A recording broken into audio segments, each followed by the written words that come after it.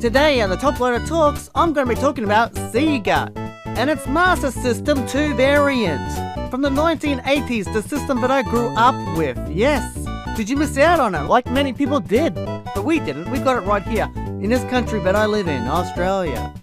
So anyway, enough of my ramblings, because there's a lot more of my ramblings to come, right now. Hello, I'm the Top Loader, and I'm here to talk about the Sega Master System 2. Oh yeah, that's the one. The Sega Master System 2, not the 1. Huh? Why not 1? That's the better console, that's got better sound. That looks a lot better than the Sega Master System 2. Why are we going on about Sega Master System 2 when it should be 1? Because this is what I grew up with. And it hits home for me the most. What we mainly got in Australia was this version of the console. Because the Sega Master System 1 of course came here, but it was the number 2 variant that was sold here at a cheaper price that everyone bought. That's when everyone got the Sega Master System, because it came with a game built in as well. Depending on which one you got, most people got Alex Kidd. Not Alex the Kid, Alex Kidd. That's right, don't get it mixed up. Some people get very angry about that.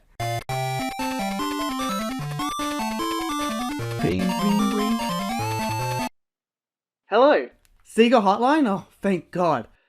Yeah, I just need to know, do you have any codes for Alex the Kid?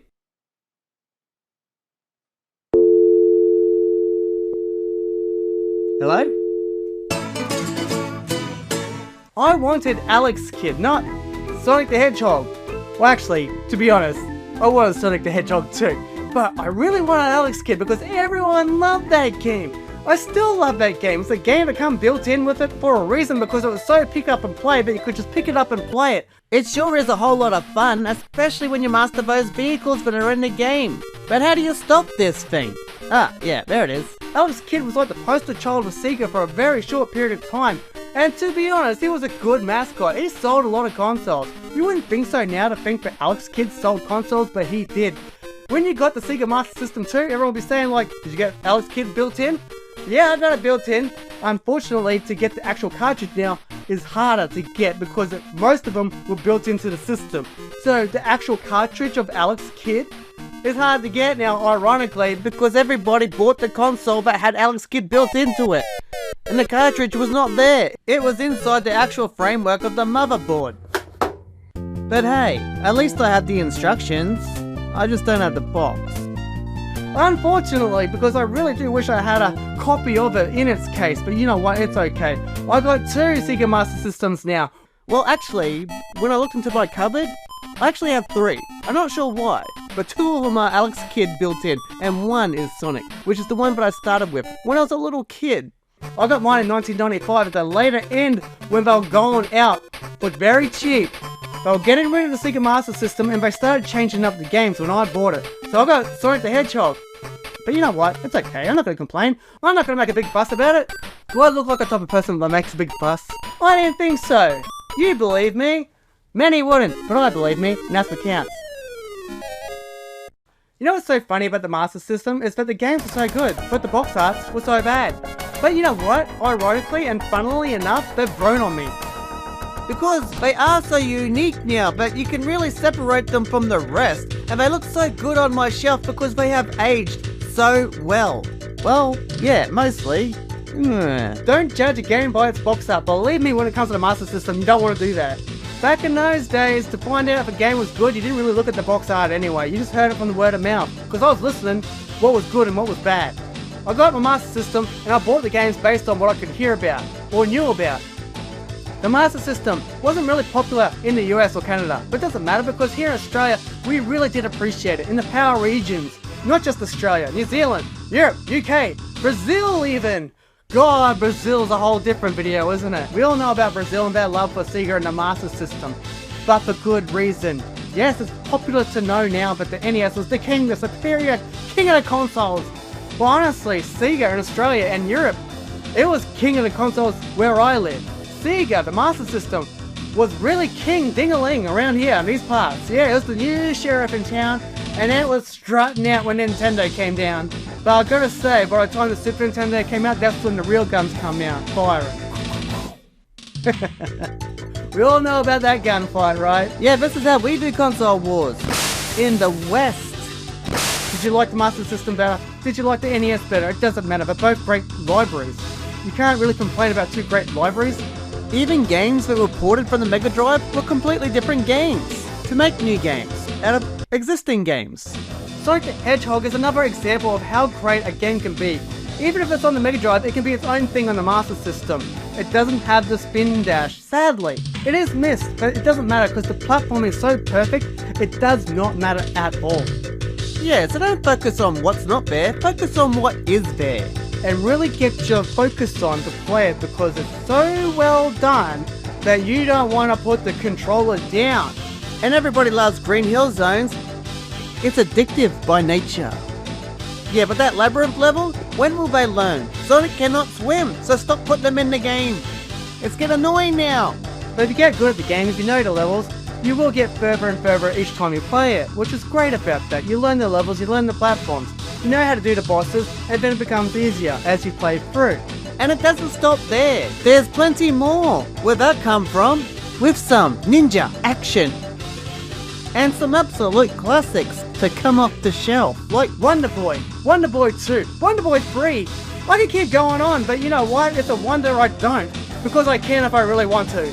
But I'm going to stop it right there because you know what I'm talking about. And if you don't, maybe I'll call somebody that does. Like these guys, from last time. Before I accidentally got cut off, of course.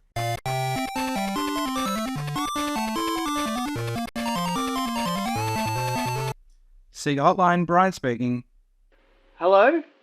Yes, sorry, Sega Hotline? We must have got cut off before, I don't know what happened. Because I was ringing up about Alex the Kid and we got cut off.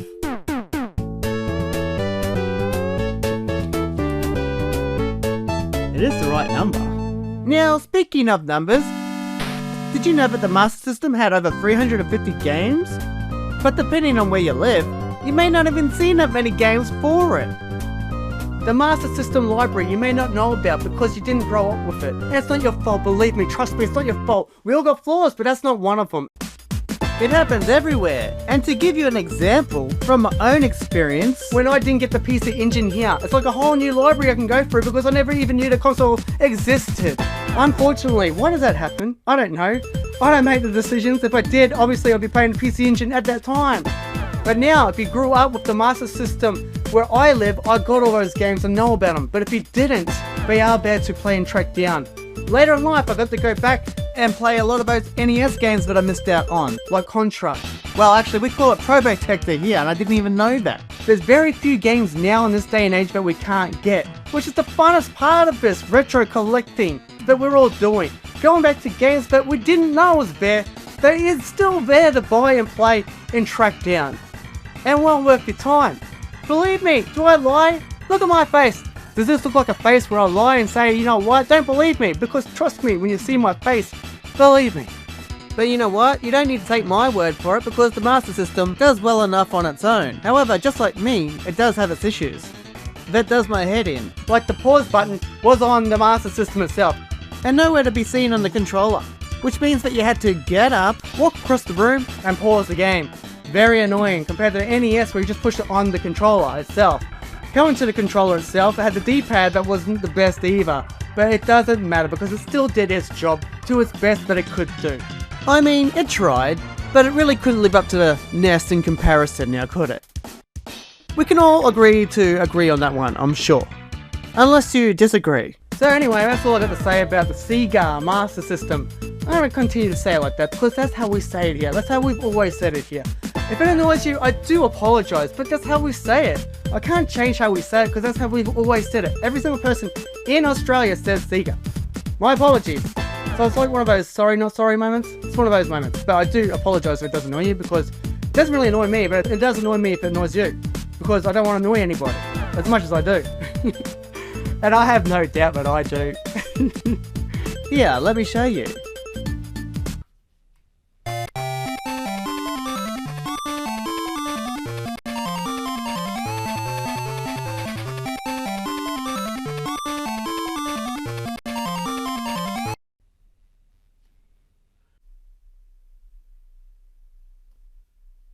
Sega Hotline.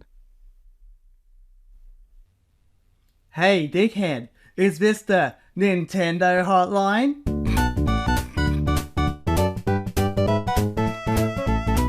Yes, I did get my mother's permission. Do you know who you're talking to? Right, that's actually right. Nothing gets by you on this old hotline. So, are you still gonna help me with the game for Alex the Kid?